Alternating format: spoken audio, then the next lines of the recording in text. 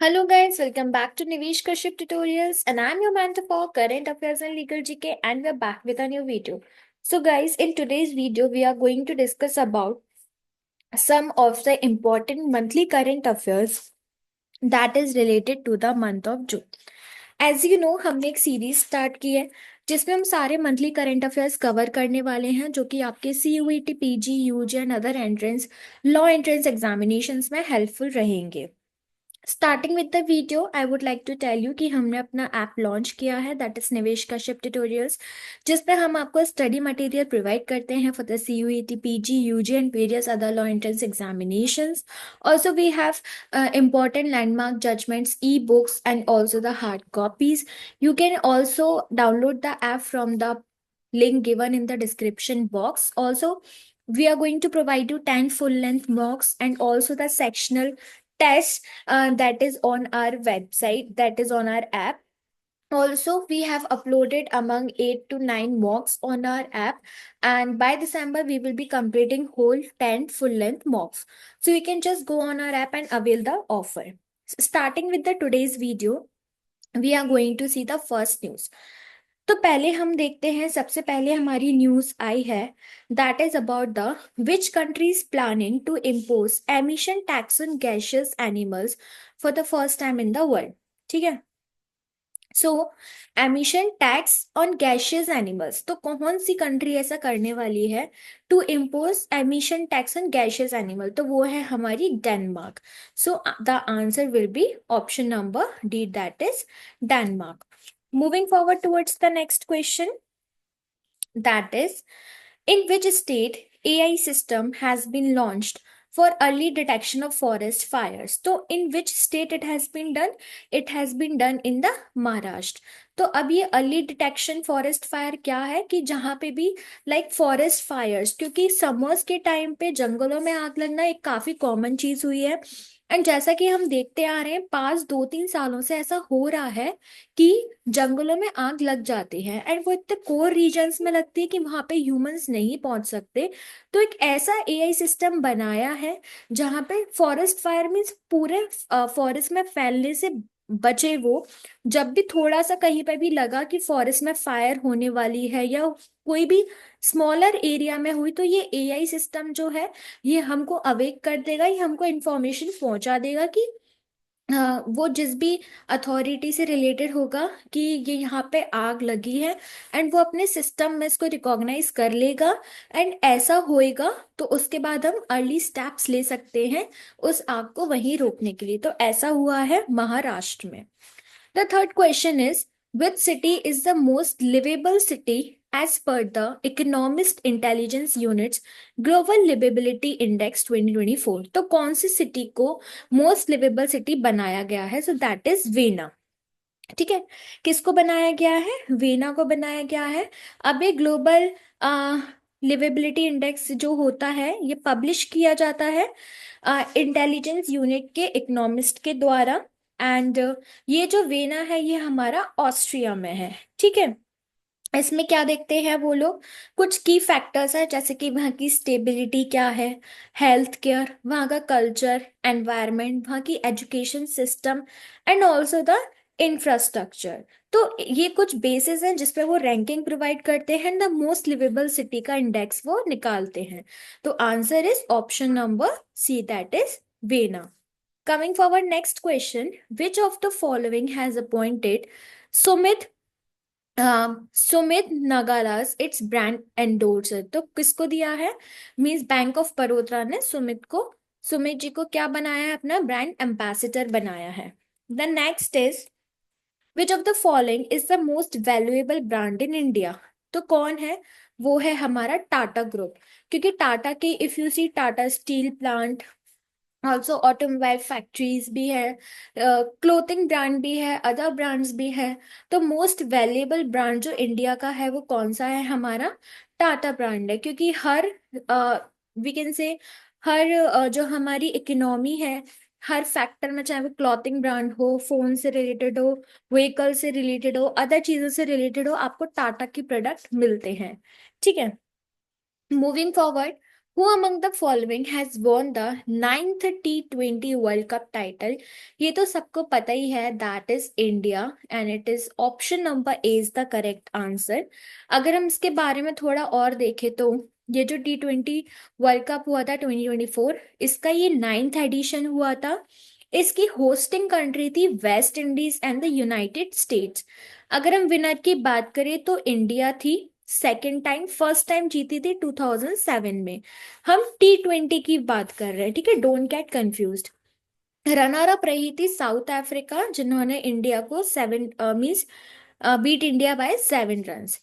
ठीक है, now number of teams थी 20, टोटल मैचेस हुए थे 55। Now man of the series थे जसप्रीत बुमराह, जिन्होंने 15 विकेट्स लिए थे, and man of the match in final match रहे थे विराट कोहली, जिनने 76 रन्स लिए थे। तो ये थे कुछ इंपॉर्टेंट चीजें related to the T20 world cup. Next is who has been recently appointed as a new president of the European Council। तो यूरोपियन काउंसिल के नए प्रेसिडेंट कौन बनाए गए हैं? Antonio Costa. तो option number C is the right answer. अगर हम यूरोपियन काउंसिल की बात करें तो ये हाईएस्ट पॉलिटिकल बॉडी है यूरोपियन यूनियन की, एंड मतलब ये सारे पॉलिटिकल डायरेक्शंस एंड प्रायोरिटीज को सेट करती है। इसमें हेड्स होते हैं स्टेट के या गवर्नमेंट के, एक प्रेसिडेंट होता है and president of European commissioner होते हैं, जो कि मीटिंग्स में पार्टिसिपेट करते हैं। ये पॉलिटिकल डायरेक्शंस को डिफाइन करता है, जैसे उनका एजेंडा या उनकी प्रायोरिटीज क्या होनी चाहिए। फॉरेन एंड सिक्योरिटी पॉलिसी को चेकआउट करते हैं, ठीक है, उसको शेप आउट करते हैं। इकोनॉमिक गवर्नेंस से रिलेटेड इशू जितने भी होते हैं उनको देखते हैं, एंड कुछ कुछ हाई प्रोफाइल के पोजीशंस होते हैं EU इंस्टीट्यूशंस में, मीन्स यूरोपियन इंस्टीट्यूशंस में जितने भी हाई प्रोफाइल के फिगर्स होते हैं उनको अपॉइंट करते हैं। ये जो यूरोपियन काउंसिल होता है ये at least 4 times in a year मिलता है, एंड ये जितनी भी मीटिंग्स होती हैं ये ब्रुसेल्स में कंडक्ट होती हैं। तो ये इंपॉर्टेंट चीज थी related to the EU। Okay, now coming forward the next question, वो है हमारा, what position has India got in artificial intelligence readiness index 2024 release by IMF। IMF आपको पता ही है, इंटरनेशनल मॉनेटरी फंड होता है, ठीक है। अब ये क्या होता है, दैट इज आर्टिफिशियल, पहले हम इसका आंसर देखते हैं। तो क्या रैंक हुई है इंडिया की इसमें? इंडिया की रैंक है 72, ठीक है। Option number A 72 is the right answer. अब अगर हम बात करें, ये स्टैनफोर्ड यूनिवर्सिटी द्वारा निकाली जाती है, and means it doesn't specifically use a term like AI radius index, लेकिन ये कुछ वैल्यूएबल डेटा या एनालिसिस हमको प्रोवाइड करती है। एंड ऑल्सो मतलब कुछ कुछ ऐसे रेलिवेंट रिपोर्ट्स आई हैं, जैसे US की leadership, industry dominance, rising cost, global impact, क्या क्या है इसका, ये सब आया है।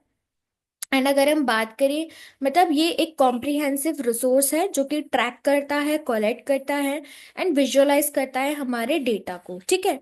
तो ये था हमारा आर्टिफिशियल इंटेलिजेंस के बारे में। अगर हम इंडियन इंटरनेशनल मॉनेटरी फंड की बात करें तो एक फाइनेंशियल एजेंसी है हमारे UN की, दैट इज यूनाइटेड नेशंस की, एंड इंटरनेशनल फाइनेंस इंस्टीट्यूशन है जो कि फंड किया जाता है बाय 191 मेंबर कंट्रीज द्वारा। इसका हेडक्वार्टर की बात करें हम तो ये है वॉशिंगटन DC में।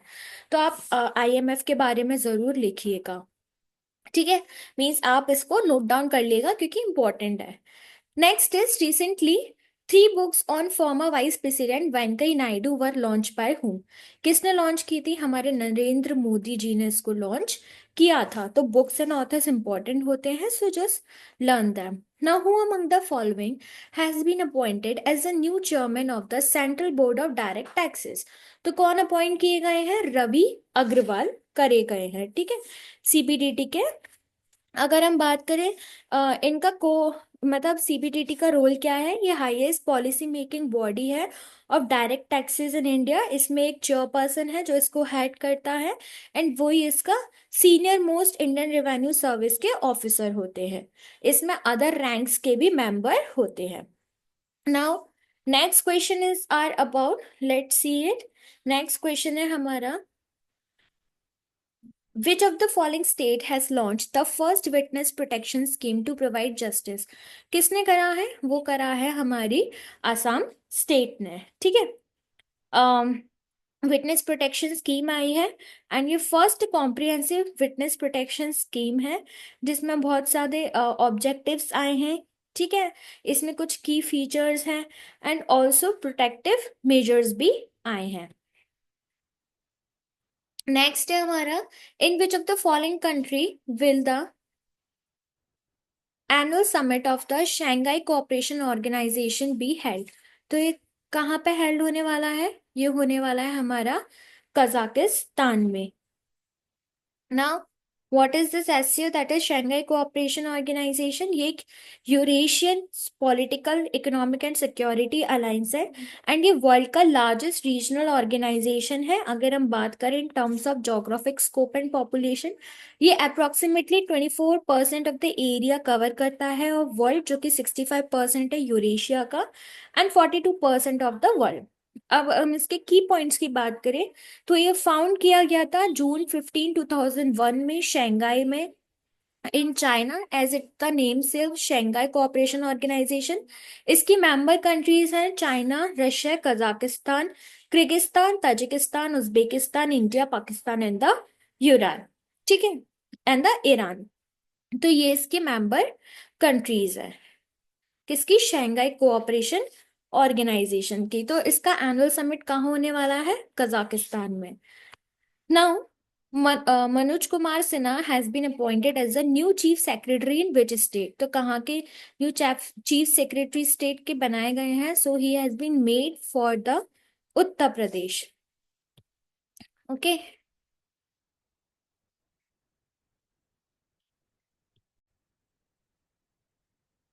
So Manoj Kumar Sinha has been appointed as the new chief secretary in Uttar Pradesh. Okay. Now the next one is, who among the following has won the Austrian Grand Prix award? So it has been won by the George Russell. So option number A is the right answer. And if we talk about the Austrian Grand Prix, so it is a Formula One motor race that was held on 30th of June 2024 at the Red Bull Ring in Spielberg in Austria. And it was the 11th round of 2024 Formula One Championship, in which the uh, winner was George Russell, ठीक है। Now the next question is about the, let's see the next question.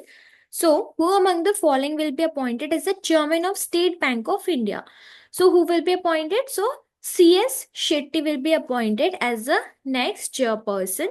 If we talk about the State Bank of India, so it is a financial bank in India that is governed by Indian government. Now the next is the, who among the following has installed a floating solar plant for the first time? So Central Railway has installed it. What is a floating solar plants? It is a wave of innovation.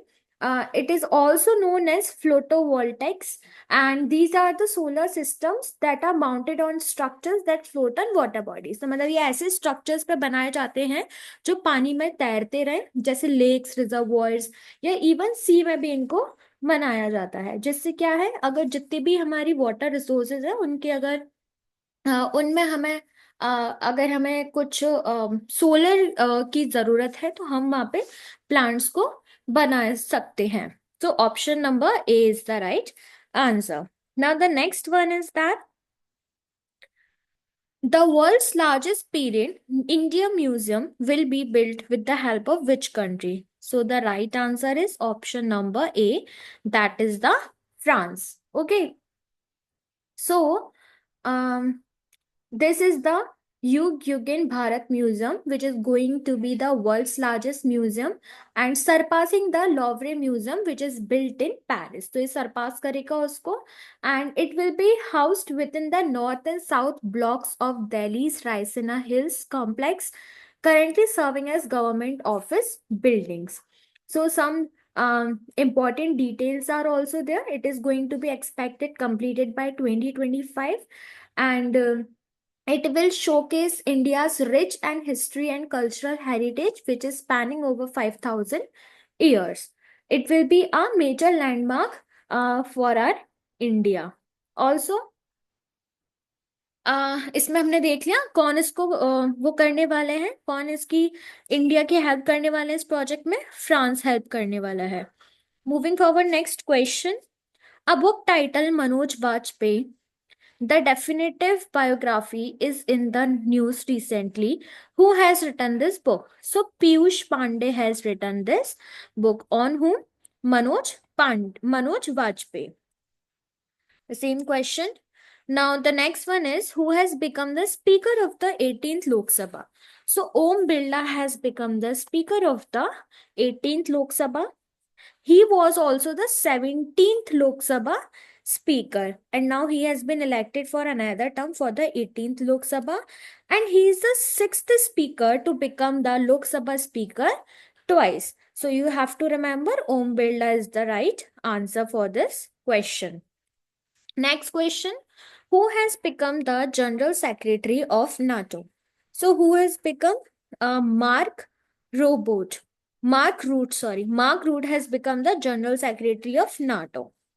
So, Netherlands Prime Minister Mark Rutte has become the General Secretary of NATO, the world's largest military organization. Okay, so NATO is basically North Atlantic Treaty Organization. And to whom he will replace, मतलब पहले के जो हमारे secretary general थे NATO के वो कौन थे? वो थे जेंस स्टोल्टनबर्ग। ये इनको रिप्लेस करके बनेंगे। नाटो का फुल फॉर्म होता है North Atlantic Treaty Organization. NATO जो था वो फाउंड किया गया था to provide collective security against the Soviet Union. ये फाउंड किया गया था on 4th of April 1949 as a military alliance. तो ये था हमारा नाटो के बारे में। So option number A is the right answer.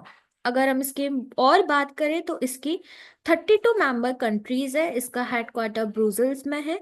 इसकी official language English and French है। अगर हम इसके सेक्रेटरी जनरल की बात करें तो वो बने हैं अभी मार्क रूट। अगर हम इसके chairman of the military committee की बात करें तो जैम पाउला डी पोला इसके कौन है? वो इसके चेयरमैन है। Okay, now moving forward, next question. Who has become the director general of NTA, that is national testing agency, जो कि हमारे पेपर कंडक्ट करवाती है सेवरल पेपर्स। तो कौन बनी है? तो वो बने हैं प्रदीप सिंह खरोला। ये क्या बने हैं? Director general. एनटीए क्या है? NTA it is national testing agency. अब इसके पहले वाले कौन थे? सुबोध कुमार सिंह इसके कौन थे? एक्स डायरेक्टर जनरल थे जिनको हटा दिया गया है। एंड प्रदीप सिंह खरोला जो है वो न्यू अपॉइंटेड डायरेक्टर जनरल है। एनटीए की बात करें तो ये फॉर्म की गई थी 2017 में। करेंट प्रेसिडेंट है प्रदीप कुमार जोशी।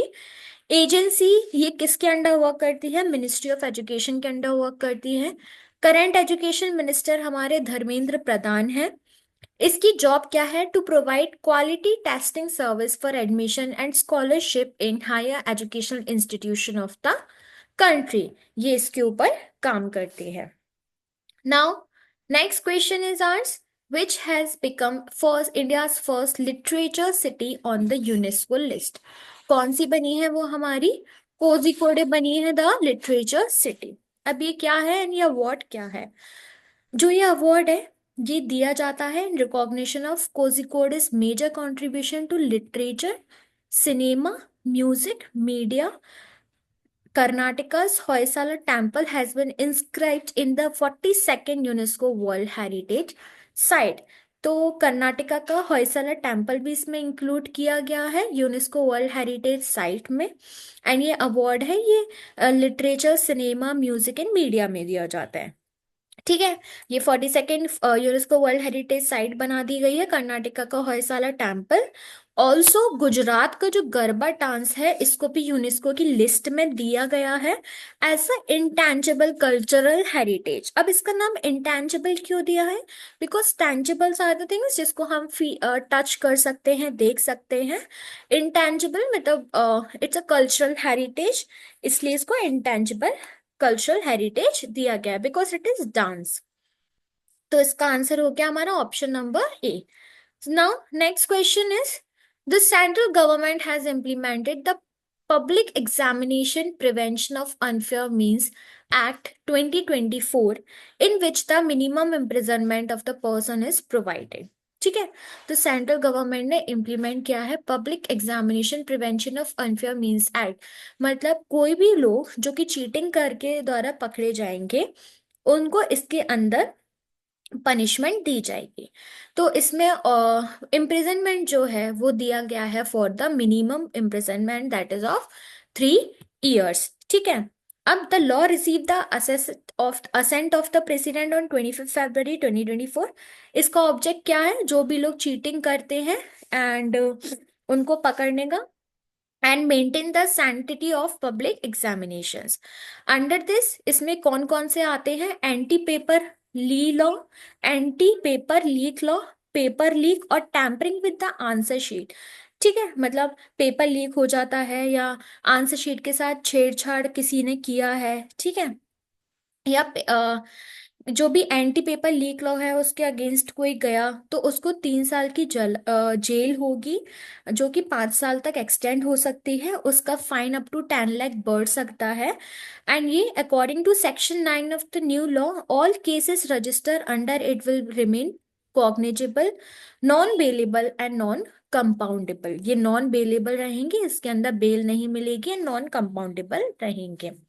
तो आपको अगर आपने ये नहीं पढ़ा है, so you should read it, क्योंकि इस बार के 2024 के जो दिसंबर में रिसेंटली क्लैट का एग्जाम कंडक्ट हुआ था, उसमें पनिशमेंट, उसमें ये जो क्वेश्चन था इससे related, that is public examination prevention of unfair means से रिलेटेड, इससे रिलेटेड क्वेश्चंस आए थे, पूरा पैसेज आया था। अगर आप चाहते हो उसको डिस्कस करें हम in the video, so write down in the comment section. Now the next is Cyril Ramaphosa has become the president of which country? तो वो बने हैं साउथ अफ्रीका के। साउथ अफ्रीका के कौन बने? Cyril Ramaphosa. And for the second consecutive time, दूसरी बार फिर बने हैं। ये कौन से हैं? अफ्रीकन नेशनल कांग्रेस पार्टी के, ANC। एंड इन्होंने कोalition फाइन बनाई, फॉर्म की है with the largest opposition party, जो कि है democratic alliance, to form the government. ठीक है, इसका आंसर हो जाएगा साउथ अफ्रीका के बने हैं। Know which countries lunar mission brought soil from the dark side of the moon to the earth. अब आपको पता होगा, हमने मई के करंट अफेयर्स में पढ़ा था अबाउट द दिस मिशन। ठीक है, तो वो किसकी है? वो चाइना का है।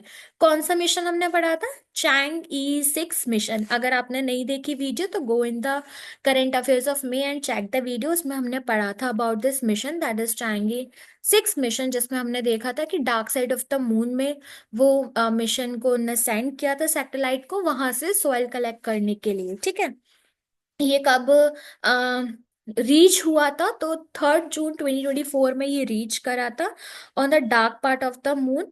कंट्रीज जो कि लूनार सरफेस पे, America, Russia, China, India, Japan. और रिसेंटली ये कंट्रीज के बारे में बताया गया है कि कौन कौन अभी तक लूनार सरफेस पे गई हैं। तो America, Russia, China, India, Japan. Finally हमारा इंडिया का नाम भी आ चुका है इन द टॉप 5 कंट्रीज जो कि मून पे लैंड कर चुकी हैं, जिसमें कि अमेरिका फर्स्ट कंट्री है जिसने मून पे लैंड किया था। तो option D will be the right answer. Now next question is, who has won the Golden Conch Award at the 18th Mumbai International Film Festival। तो ये मिला है गोल्डन थ्रेड को। ठीक है, मुंबई इंटरनेशनल फेस्टिवल के बारे में देखते हैं, फिल्म फेस्टिवल के बारे में। तो ये इसका 18th एडिशन था। ये इवेंट था जो 15 और 21 जून तक कंडक्ट हुआ था। लोकेशन कहाँ? मुंबई में ही हुआ था। ये 18th एडिशन था। जैसे कि मैंने बोला, इवेंट्स किसके द्वारा कराए गए थे? Union ministry of information and broadcasting द्वारा। थीम थी अमृतकाल इन इंडिया। ठीक है, अगर major man awards of MIFF की बात करें तो वी शांताराम जो थे उनको लाइफ टाइम अचीवमेंट अवार्ड दिया गया था। एंड सुबैया नलामुथु को मिला था golden coach award, golden thread, जो कि डायरेक्ट किया गया था बाय निष्ठा जेल। ठीक है, तो ये था हमारा about the golden coach award. Now next is best international short story film किसको मिली है? सोर मिल्क एस्टोनिया को। ठीक है, बेस्ट इंटरनेशनल एनिमेशन फिल्म मिली है जीमा को पोलैंड से। बेस्ट सिनेमाटोग्राफर मिला है बाबिन दुलाल नेपाल से, एंड सूरज ठाकुर को from India. Okay, now where is the 64th international sugar organization council meeting being held? ये हेल्ड की गई है in the New Delhi. Okay, तो ये कहाँ पे हेल्ड की गई है? ये हेल्ड की गई है न्यू दिल्ली में। एंड ये थी 64th international sugar organization council meeting, जो कि बिगिन की गई थी 25 जून को at the Indian Mandapam in New Delhi. ये जो मीटिंग थी ये ऑर्गेनाइज की गई थी फ्रॉम 25 to 27 जून, जिसमें रिप्रेजेंटेटिव्स आए थे from more than 30 countries and इन्होंने पार्टिसिपेट किया था। इसमें इंडिया को इलेक्ट किया गया था the president of the international sugar council for 2024। ठीक है, next is 29th, who has become the 100th full member of the international solar alliance? तो वो बना है हमारा पैराग्वे। एंड स्पेन इसका बिकम बना है the 99th member of the international solar alliance.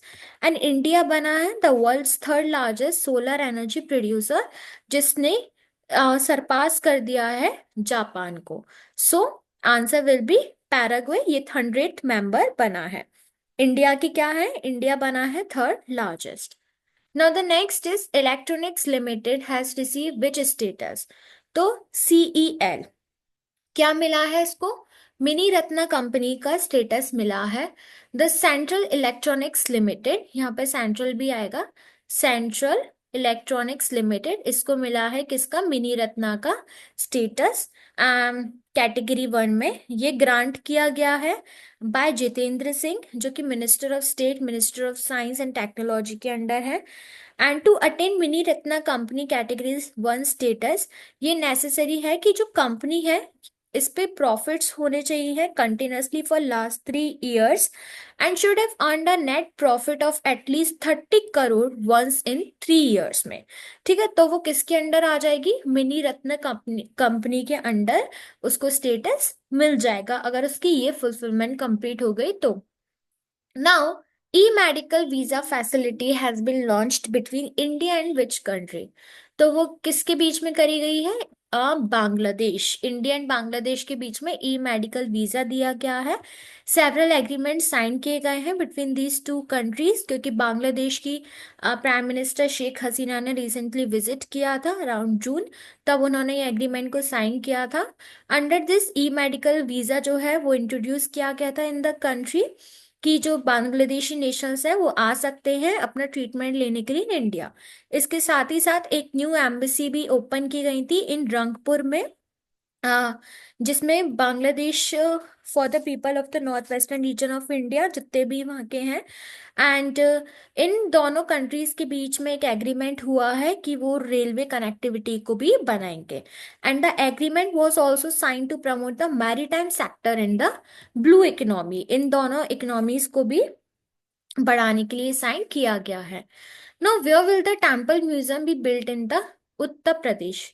तो कहाँ पे बनाया गया है? रिसेंटली अयोध्या में जो राम जी का मंदिर बनाया गया है, वहीं एक टेम्पल म्यूजियम भी बनाया जा रहा है।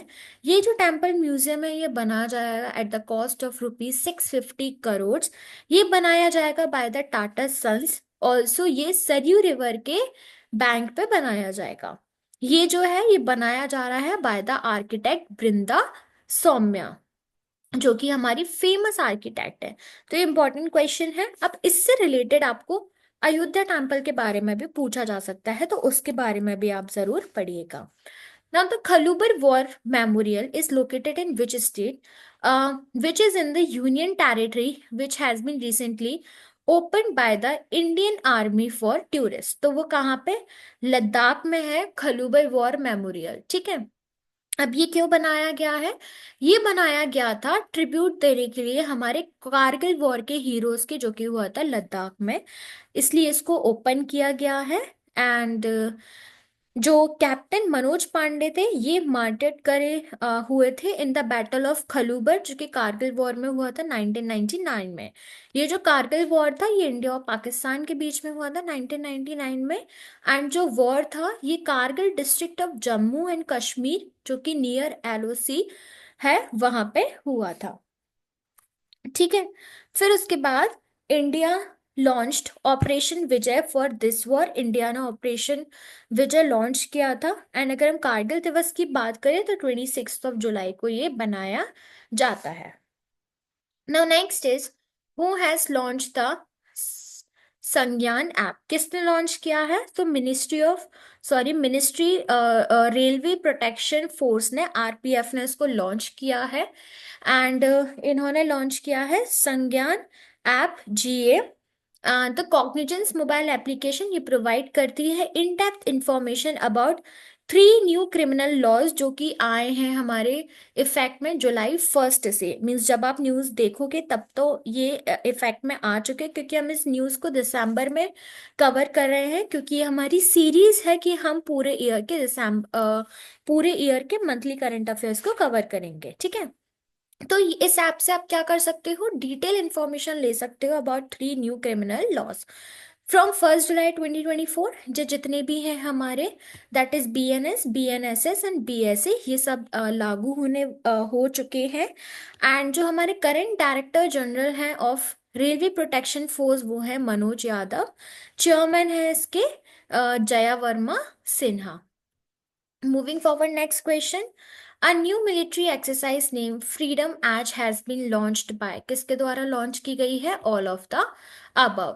South Korea, America and the Japan. तो इन्होंने, ये ट्राइलेटरल मल्टी सेक्टरल एक्सरसाइज है जिसका नाम है फ्रीडम एज। ये 3 दिन की होगी at Jeju island in South Korea. इसका एम है to increase security operations against the threats posed by North Korea and its deepening ties with Russia. ये एक्सरसाइज हर साल होगी। जेजू आइलैंड की बात करें तो ये लार्जेस्ट आइलैंड है साउथ कोरिया में, जिसका एरिया है 1833.2 स्क्वायर किलोमीटर। इंडिया की बात करें तो इंडिया इसको ऑर्गेनाइज करता है द मल्टीनेशनल एक्सरसाइज जिसका नाम है तरंग शक्ति इन अगस्त 2024, इन विच 12 कंट्रीज विल पार्टिसिपेट, जिसमें 12 कंट्रीज पार्टिसिपेट करती हैं। साइबर सिक्योरिटी एक्सरसाइज 2024 ये कहाँ कंडक्ट हुई थी? ये हुई थी इन न्यू दिल्ली में। ठीक है। फिर हम नेक्स्ट की बात करें तो who has become the, okay, तो अगर हमने लास्ट वाले की बात करी तो इसका आंसर था D, all of the above. Now who has become the leader of the house in Rajya Sabha. तो कौन बना है? जेपी नड्डा बने हैं। एट प्रेजेंट बीजेपी के national president and union health minister JP Nadda बने हैं।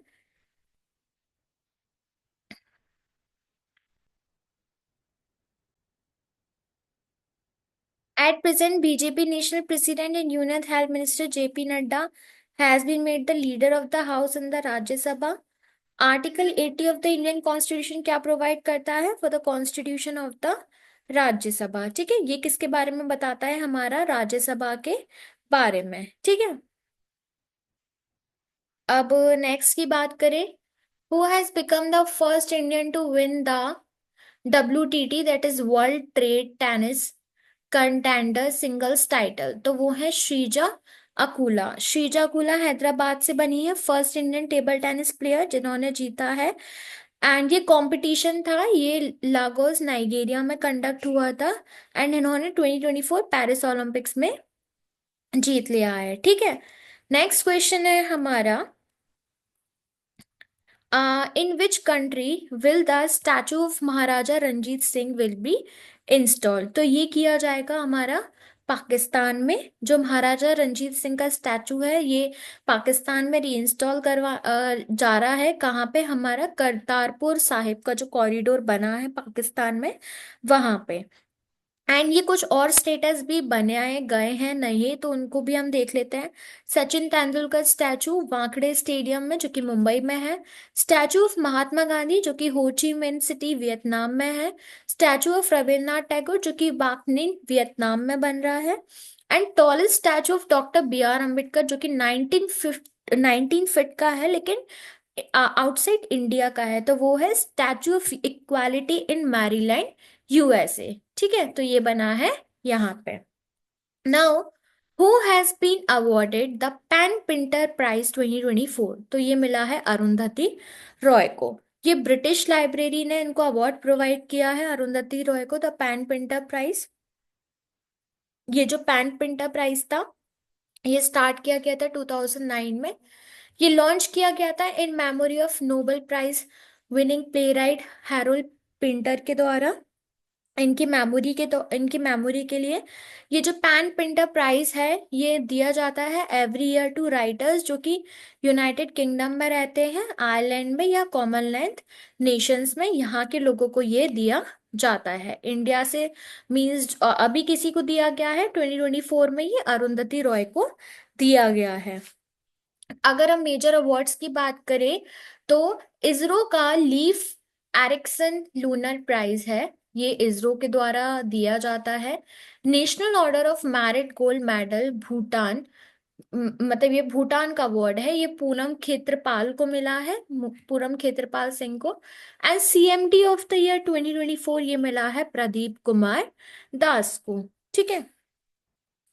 Now, how many medals has India won in the BRICS Games 2024? तो ब्रिक्स गेम्स में इंडिया को कितने मेडल्स मिले हैं? तो 29 मेडल्स जो हैं वो इंडिया को मिले हैं। जो ब्रिक्स गेम थे ये कंडक्ट हुए थे इन कजान रशिया इन 2024 में। ये जो गेम्स थे ये ऑर्गेनाइज किए गए थे by the BRICS countries, and ये 12 to 23 ऑफ जून में कंडक्ट हुए गए थे।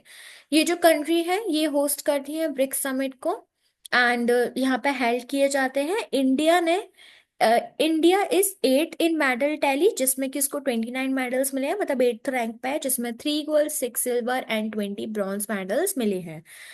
अपर्णा धाइया है, इसको इनको गोल्ड मेडल मिला है इन वुशु इवेंट में। ठीक है, तो option A that is 29 is the right answer. अब हम देखते हैं कुछ इंपॉर्टेंट डेज, क्योंकि इंपॉर्टेंट डेज भी आते हैं इन योर एग्जामिनेशन।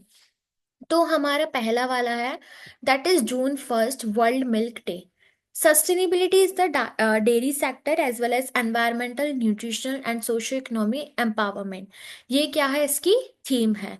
जून 5 में होता है वर्ल्ड एनवायरमेंट डे, सबको पता है, that is only one earth. June 8 को होता है वर्ल्ड ओशंस डे, इसकी थीम है revitalisation collective action for the ocean. June 12 को होता है world day against child labour, act now at end child labour. June 14 में होता है world labour donor day, world blood donor day, इसकी theme है give blood and keep the world beating. June 21 को होता है इंटरनेशनल डे ऑफ योगा, इसकी theme है योगा फॉर वेलबींग। जून 26 को होता है international day against drug abuse and illicit trafficking. इसकी कोई स्पेसिफिक थीम नहीं है, लेकिन ये अवेयरनेस कराती है about the dangers of drug abuse. तो ये थे हमारे about the important days. So guys, this was the end of the video. I hope that you would like this video. Before going, just like the video, hit the bell icon, subscribe to the channel. Don't forget to share the video. Also, you can get the PDF of this video on our Telegram channel. The link is given in the description. Also, subscribe to the channel if you haven't subscribed it. So as soon as a new video is uploaded, you can get the notification. So for that, hit the bell icon. Also अगर आपने अभी तक हमारा app नहीं download किया है, so just go